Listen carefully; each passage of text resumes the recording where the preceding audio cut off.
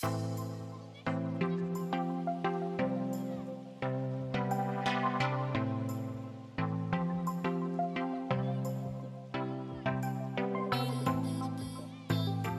studs are still there. Some ready to go back to the garage. The island from the kitchen has now been migrated here. There's a bag of rock salt, or rock wool I guess it's called, for the stove there, with other components of the stove over there on top of our dishwasher, which is just parked over here by the table. And spin around a little bit here. And here's the kitchen. This is day one of stove install, I guess we'll call it. So there's stove components there. Stove components here. That's the burning unit, I guess. That's the control box. And those are the burners themselves. And I have no idea what's in that yellow bag. And tools that the installer has brought. I guess those are the installer's tools too. Is that our tool bag? That's supposed to be his tools, right? That's what, yeah, his.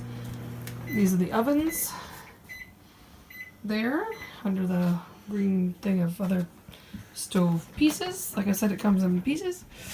Or at least I told somebody that. Here's the warming plate. There's the empty cavities for the simmering and warming ovens. So, yeah, that's exciting. The warming one goes to the bottom. And see how that opening here is attached to where the heat source comes from. This main guy over here. That's where some of the heat's coming from. So yeah, he's going to build it right here on our new wall. This is the platform we made for it. That's the base of the stove, and the cement board, that's the platform it sits on. We had to raise it up a couple inches because the stove comes, what is it, 33 and a half inch high or something like that. So it needs to be raised up a bit to get to your countertop height, which is typically 36. And because it has a beveled edge, it looks better if it's a little bit taller than your countertop. These are the dimensions. So if I look there, yeah, it comes up 33 and a half inches high, which is the C dimension. There's C right there. So you need to build this thing, they call it a plinth underneath. So tomorrow, we're supposed to get a hold of the gas fitter to come in to do the hookup for the gas. Typically the gas is done right about there in the front, but you can't really go down. That concrete step is underneath there, and it's just, there's not enough room to work. So I think what the plan is he's going to run the gas through the inside of the stove from the front all the way to the back. So we'll probably have the gas fitter do the gas at the back. And this is the wall we built with the steel studs. Of course, everything's dark here. That's the back of the wall.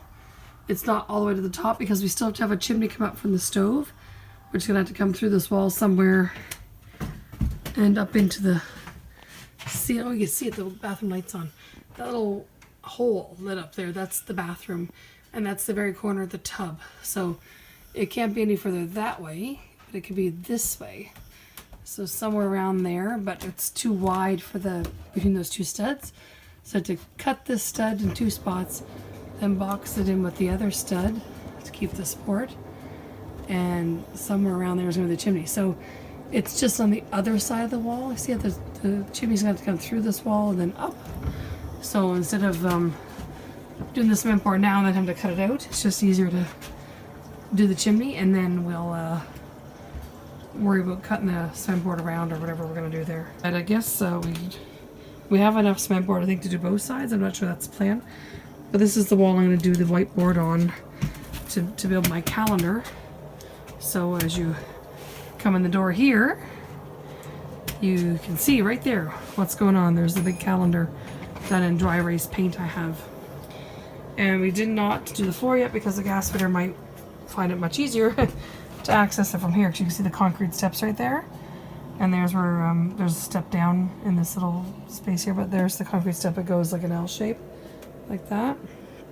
So when you take that wood up, you can access it from the top side. And then once the gas fitter does this thing, gets hooked up in there, the back of that wall, then we can put this plywood, turn it around and fit it in properly and screw it down. So right now it's just open until the gas fitter comes tomorrow.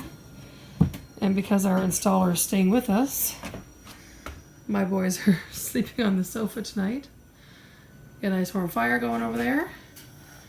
Doing some cleanup, the vacuum's out, and one of them doesn't even have his blanket on him, but that's where they're sleeping tonight. There's the gas fitter's in their room. The gas fitter, sorry. The AGA installer is in their room, not the gas fitter. Yeah, there's Lawrence there. All warmed up, the big fire going. And our coats and stuff are all just kind of thrown here because we, oh, turn the light off already.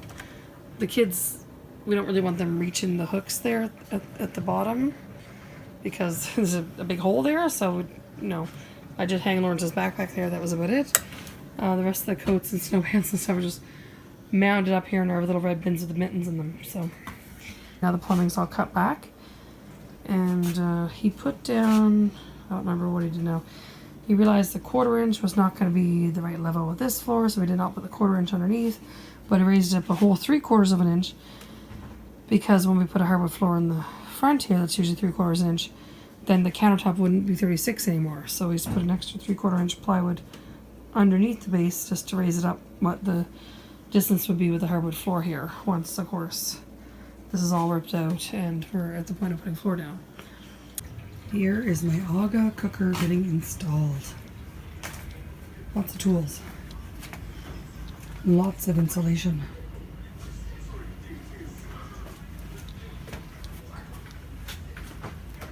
Okay, Willem and I are here doing Christmas cards. Kitty cats wanting to come see us.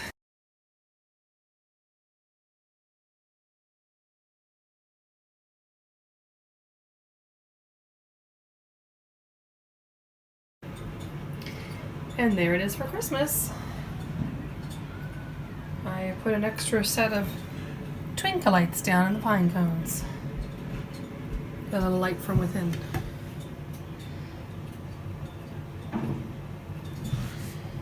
This year I redid my trees with more natural accoutrements. Put the light on here.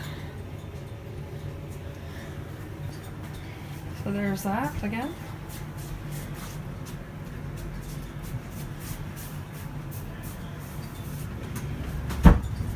And I did burlap on the bows with little dollar store tartan ornaments. These ones have skates. My wreaths have birds.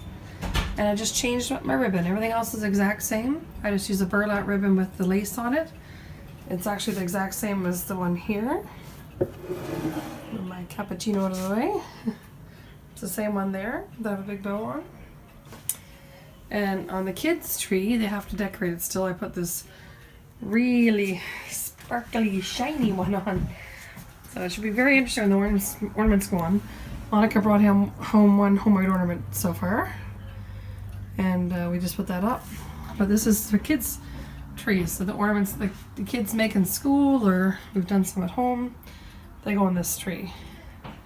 So yeah, what happened was I had several rolls of this. I got 3 different patterns, I guess you could say. And so what I did, I would tape the 2 together with some packing tapes. There's one to the other. So it looks pretty seamless, right? But it kept the shine going out through the whole tree. Looks pretty cool. And I got that new tree skirt at the dollar store as well. The same sort of matching tartan as, not really the matching tartan, but it's a tartan. More the natural, you know, more old-fashioned type Christmas. These trees actually are the ones that have all my homemade ornaments on it. Some ones that my grandmother made. Some ones that I made. Some cross-stitching ones. Other ones that are just homemade ornaments.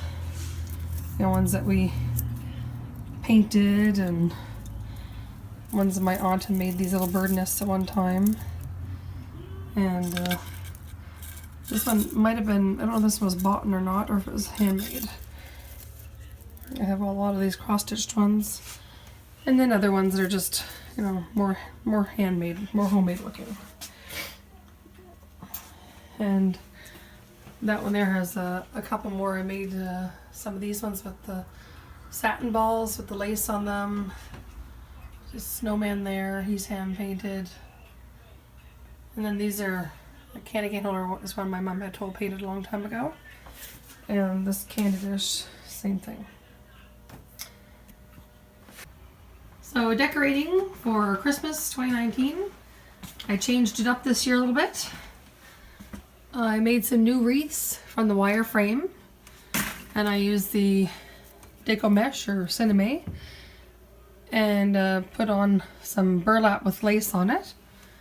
And then some white accents there. Some pine cones from my yard. These little white birds I got at the dollar store. I also have two more in these branches up here. And a little tartan bird with a little pine cone for a tail. And I have two of these. So they are on each side of my fireplace. I also realized some of my ornaments already had this sort of, you know, tartan look to them. Those are ones I've had for years my mom made. This is my snowman area, but it's pretty colorful for all the white I got going on. My handles, I don't know why, I don't know how they ever made these holes, but now that I've taken them off and tried to put them back on, see, it doesn't line up. I need you to make this hole bigger so the screw can move over, because otherwise I cannot get the screw back in. So there are three like that. There's that one, and this, so I think I got this one. Yeah, I got that one. This one I haven't even tried to put on yet, and I have another one on the other side, same idea. I don't know what the deal is with those. I have some more pine cones drying out here for some more decorations. These ones I actually used up most of them, but I'm gonna put some wire on them and hang them from the kids' tree.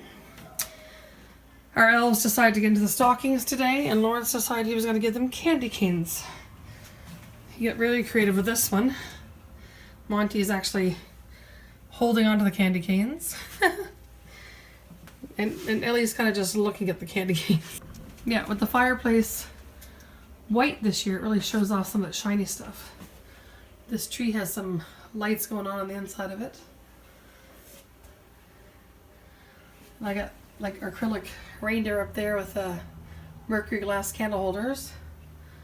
And I got sort of similar acrylic deer here. That's an oil lamp. There's actually a pattern on the white of something pink and blue on the other side. I just turned it around. Don't want to look at it. And I got this tree. It takes a little tea light. I got that at a yard sale one year. And a lot of the other stuff I just got at the dollar store. You know, those trees are from the dollar store, those trees are from the dollar store, those pictures are from the dollar store. Those little mirrored disco ball ornaments and those pine cones. These are all from the dollar store. The branches in that crystal vase are from the dollar store. This little angel is a gift to me. This one, I don't remember exactly where I got that one. I don't remember where I bought these. I got the candles at IKEA. And then my snowflakes. My snowflake ceiling. This is all from the dollar store or the Dollar Tree, one or the other. And those lights up there really make them show up. It doesn't come out nearly as good in the camera as it does look in real life. You can't see all the glitter and shine as well. And I've done this chandelier up with hanging crystals, some burlap and berries. I'll step back and turn it on. Or not. This one. There we go.